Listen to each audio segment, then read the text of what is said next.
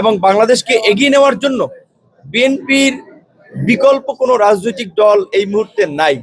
BNP ছাড়া অন্য কোনো দল যদি ক্ষমতা আসে, তারা রাষ্ট্র পরিচালনা করতে পারবে না, রাষ্ট্রকে স্থিতিশীল রাখতে পারবে না, আন্তর্জাতিক ষড়যন্ত্রের মুখে পড়বে, দেশ একটা বিপর্যয়ের মধ্যে পড়বে। যে প্রকৃত অর্থে আমি মনে করি যেটা এনসিপি জামাতে বিলীন হয়ে যায় নাই, গণ অধিকার পরিষদও একটি নিবন্ধিত রাজনৈতিক দল বিলীন হয়ে যায় নাই। আমাদের জুলাই গণ অভ্যুত্থান পরবর্তী যে আগামীর নির্বাচিত সরকার হবে, সেটি বলেছে একটি ঐতিহাসিক সরকার, এবং এই সরকারই কিন্তু জুলাইয়ের স্পিরিট আকাঙ্ক্ষা বাস্তবায়নে কাজ করবে। প্রকৃত অর্থে আমরা নবীন, আমরা তরুণ, অত্যন্ত প্রতিকূল সময়ে রাজনীতি করেছি। আমরা ওইভাবে সারা দেশে সংগঠিত হতে পারি নাই।